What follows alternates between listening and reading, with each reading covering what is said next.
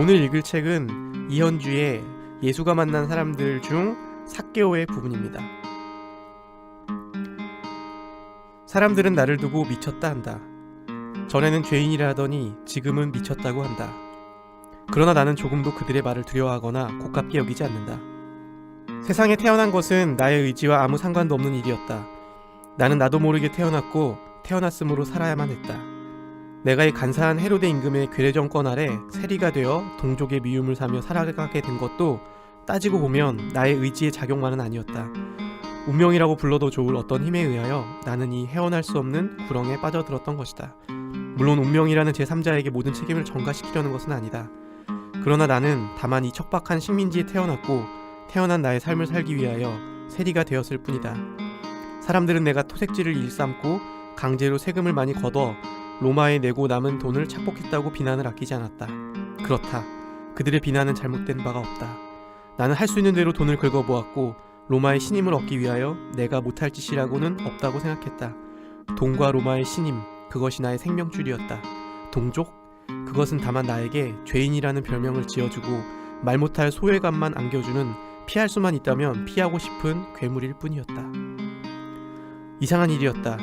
단단해져야만 하는 나의 삶이 오히려 갈수록 더 불안하게 흔들리는 것이었다. 도무지 세상 살 맛이 없었다. 내 삶의 이론과 실제가 서로 맞지 않았다. 로마가 흔들리는 기색은 없었다. 돈의 위력이 상실될 낌새도 보이지 않았다. 그것들이 세월과 함께 더욱 강해지리라는 것은 내일 아침 동산에 해가 뜨리라는 것만큼 확실한 일이었다.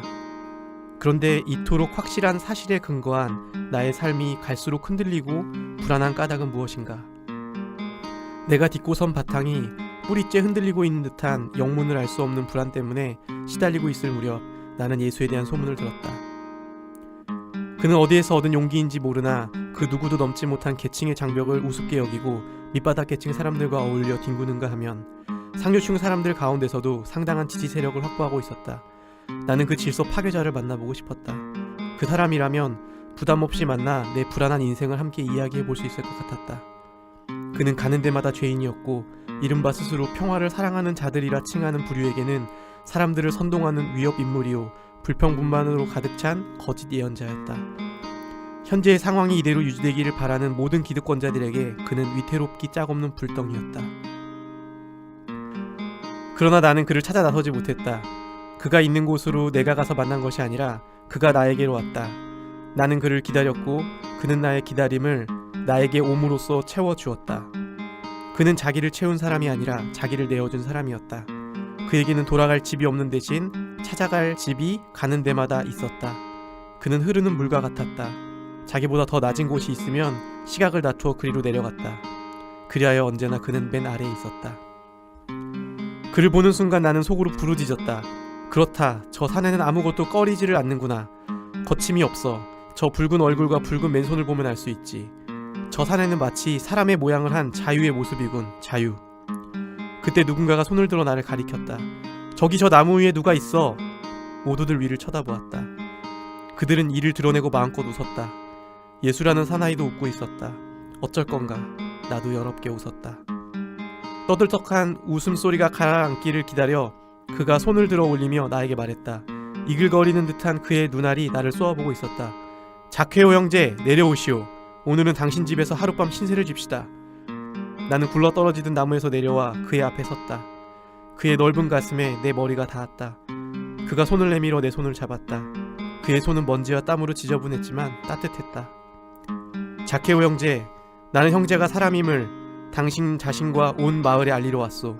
이제 묶여있는 당신 자신의 사람됨을 해방시키시오. 그런 다음 내가 주는 이 자유로 형제의 가슴을 채우시오. 이제부터 형제는 자유요. 아무것도 형제를 더 이상 묶어둘 수 없소. 예수 형제, 당신을 만나게 되어서 정말로 기쁩니다. 오늘날 내가 한 가지 결심을 하였소. 내 재산의 반을 뚝 잘라 가난한 자들에게 나눠주고 혹시 토색질하거나 속임수로 빼앗은 재물이 있으면 법이 정한 대로 그 4배를 갚겠소. 잘 되었소, 자케오 형제. 오늘 당신은 잃었던 당신을 찾았소. 참으로 고마운 일이요. 자, 우리 모두 자케오 형제의 생일을 축하하는 뜻으로 건배합시다. 새벽 하늘의 별빛이 이울기 시작할 무렵 예수와 그의 일행은 아무렇게나 방바닥에 누워 코를 골며 깊은 잠에 빠져들었다. 나는 잠들어 있는 그의 얼굴을 내려다 보았다. 참으로 편한 얼굴이었다. 그 무엇으로도 묶어놓을 수 없는 태산처럼 무겁고 바람처럼 가벼운 자유, 바로 그것이었다. 잠든 얼굴로 그는 나에게 속삭여 주었다.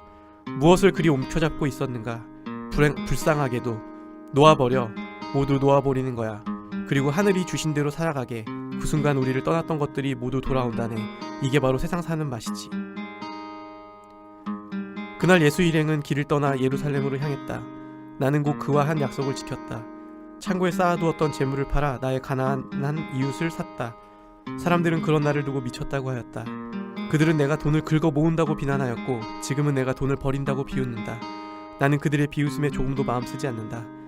내 가진 소유가 모두 없어져 거지가 된다 하더라도 그가 가르쳐준 삶의 맛을 포기하고 다시 돈을 붙잡을 수는 없다. 가난하게 될수록 나를 기다리는 사람들이 더 많이 늘어난다는 이 신기한 사실을 그들은 모른다.